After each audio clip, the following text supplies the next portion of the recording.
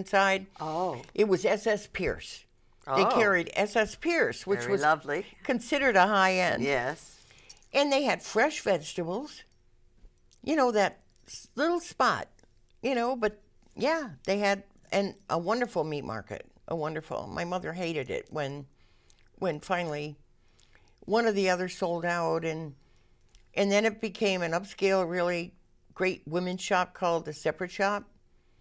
And then above it was a Thimble on the Green, a little sewing shop. Oh, yeah. Based in, and when you think about the Thimble factory on Chandler and the Button factory. The Button factory, yeah. And there was a hairdresser on the second floor. Now it's all a spa, you know. But what's cool is that building is over 200 years old, and everyone has owned it, including the current owner, Glenn Brooks. Well, it was They a real take estate. such good care of it. It was Smith. a real estate It was Smith office. Realty. Yeah. And it was the first cock of the walk. Oh, yeah, yeah. Because Wilkinson's lived right next door. So that was the first cock of the walk before they moved to the shops by Steigers. Yeah. Steigers. Tigers. Miss you still. But you're right, though. The Green, Longmeadow Street, that was the center of Longmeadow. Because Right. there were no shops out that way. There was nothing. You know, it was all center of town. So, how big were these hills?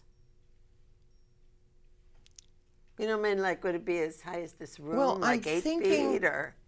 One of the last ones, I sort of picture it, you know, like out of Lawrence of Arabia, but yeah, I mean, and they were big enough that they accommodated swallows that had holes in the hills because we used to watch them fly in and out, but they leveled them when they Yes. needed to build up Route 91, and they took dirt out of the river too. There was even a roadway, believe it or not, that they built into the river for those big trucks to actually go into the river and dredge out to make a road. But let's go back to 91 for a minute. I don't know. Well, yeah. That was a big argument about where 91 should go, right? Which side of the There river? was, and I have Because to. everybody wanted it. I have to right? shout out the name Colin Cathrew. Colin Cathrew was a selectman at the time in Longmeadow when the first like blueprint or layout that Route 91 would come up through Enfield as it does, and it was going to go right through Longmeadow where the town green is. That was the first That's the first plan. plan. I want to just back up a minute. So this was President Eisenhower's huge contribution, was to build an Well, the interstate system. interstate system. I'm sure he had nothing to do with where Route 91 I was know, going. I know, but I just Because wanted to as a put that matter on of the record. fact, there was already a highway on the other side of the river from Windsor Locks to Hartford. I think it had been built in the 30s as a CCC project or something like that. You know, Williams was finished as a CCC project in 1938. Williams to East Longmeadow. It was paved. Anyway. Yeah, sorry. So as they were laying out Route 91, Right and through I the know green. this from my dad, who followed all the political stuff. They wanted to just keep 91 on that side of the river, run it up through Agawam, whatever, up to West Springfield, and so on.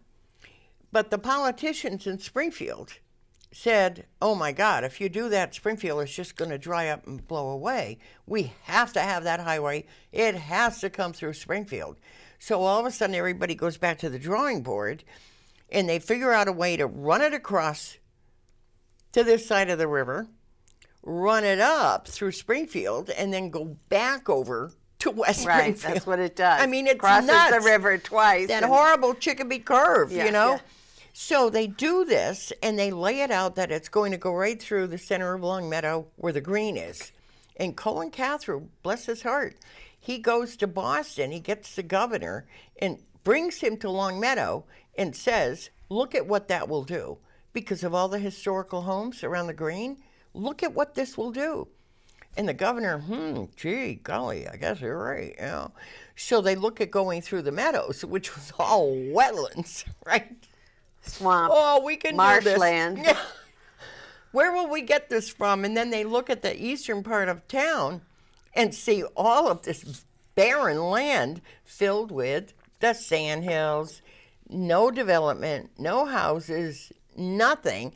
And I don't even think they were thinking, gee whiz, you know, down the road, we could turn this into huge houses and high schools and everything. And a hukilau. Yeah. I think they just saw the fact that that was a no man's land, because with the wetlands, they would have to build up what you see now. When you drive through Longmeadow on 91, you're elevated. I mean, that wasn't even there. Right. They had to get it from somewhere. They needed a road bed. They did. And because our property backed up to Bark Hall Road, that's where the trucks were going up and down. I sold lemonade to those guys too, but that's where the trucks were going up and down and up Very and down. entrepreneurial, Linda. Hey, I sold Christmas cards. I had a paper route.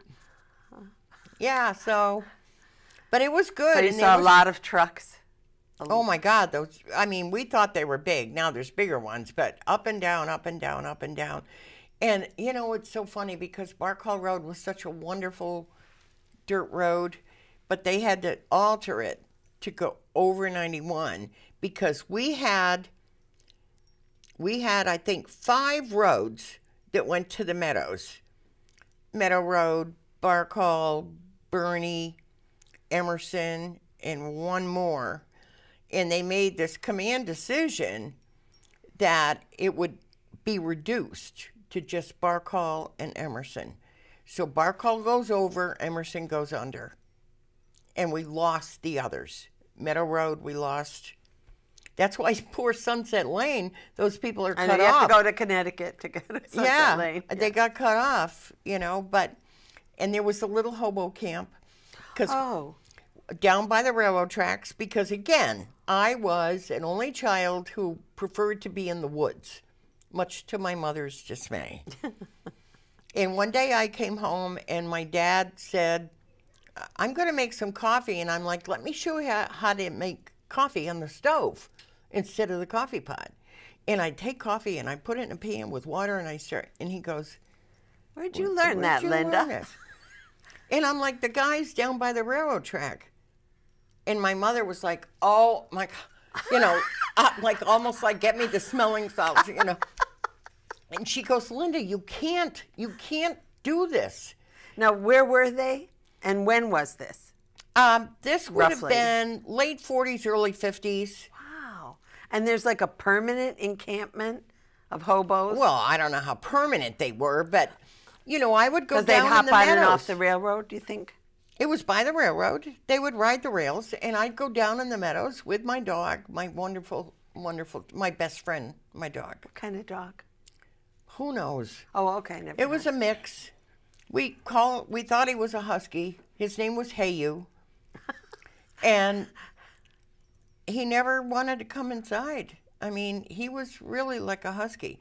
But we'd be in the woods together. I mean, he was my best friend. Yes. And we'd be in the woods together, and it was funny because these people from Springfield would come into the woods. No. Springfield. Why?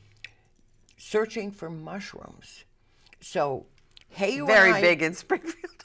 Heyu and I would be in the woods, and all of a sudden he would plank himself in front of me with this low, right? And I knew that something was around. I mean, I'm like 8, 9, 10 years old, right? And just the way he would do that, and I knew, and then I'd peek, and there'd be these people picking mushrooms. In my whole life, I would never pick a mushroom in the woods and think I could eat it. But these people knew what they were doing. Yeah. Clearly, they knew what they were doing. And so we'd go down, purpose. and sometimes I would be riding a horse, and sometimes not, you know, because I foraged. Because when I was young, I was sure that I would still find Indians living in the meadows. I was sure there were some Indians down there. So if you can look at, I mean, at the Meadows with Route 91. So I'd go down there searching for the Indians. Found lots of arrowheads. Ah. Oh, yeah, I've got the arrowheads, right? And then I came upon these hobos that rode the rails. Your friends. My friends. I mean, taught me how to make hobo coffee, which I could still do nowadays. I mean, you know, So it's I the know, best I know, coffee. I know you were young, but do you have any idea like how long it took to make that road bed? I mean, was it like weeks that they scraped off these sandhills? Or months. And months probably more than a year, actually. to dismantle? And the it's funny, when sandhills? they were going to redo Bark Hall Road, because that was my road, they would tie these things around trees, and I knew they were going to cut those trees Right, they're marked. because they were going to redo Bark Hall Road, and I kept taking the things off the trees. And then I'd go back and I'd find more, and I'd take them off. One of those trees is still there. It I worked. saved that tree. You did. So, to end on a classy note, Yes, we're getting toward that. we all did ballroom dancing Oh, right. at the community house. Myron G. Ryder, who all the girls sat on one side and all the guys sat on the other side, I and think we I've wore seen gloves. this picture. And he had castanets. And when he did those castanets, we just went totally silent and did whatever he told us. If he was teaching us the foxtrot or the waltz, I mean, we were so well behaved. We were just well behaved. There was Well, no a little like, hey, rebellion man. with the tree, you know, little rebellion. The Well, hobos, you know, and everybody's stealing pumpkins. Everybody's and stealing pumpkins. Everybody's a mix. Anyway, I am so glad you came. And what a picture of your childhood and of Longmeadow at that time. Riding my It's just great. with my gun across my handlebars, going to my Oh, you didn't even mention junior your rifle gun. club. Your junior rifle club. That was in the and that rifle range is still there. Thank God when Where? they redid Where? the junior high. It's under the junior high. They saved the rifle range at Center It's School. there. It's under. Well, it's the junior high, but yeah, you call it center school. But yeah, Now we it's call under it there. center school. And we would go there and shoot. And I would ride down Longmeadow Street with my single shot 22 across my handlebars. How old were you when you got that? Oh man, I'm 10, 11, 12. I don't know. I mean, I was riding a bike. You know, Yeah. we rode our bikes until we Everywhere, could drive yeah. a car. Everybody, we had bike racks at the junior high and even at the high school. of Can you imagine kids these days ride a bike? I don't think so. I know. We'd roller Well, thank skate. you so much for coming. We thanks. just scratched the surface. I know. And you know so much. I'm going to get home and I'm going to go, oh, I forgot man, this, I I forgot that. Yeah. Thank you, thank you. Are we out of time? We are. Well, thank you so much for tuning in. We really enjoyed our talk today and glad you could be with us.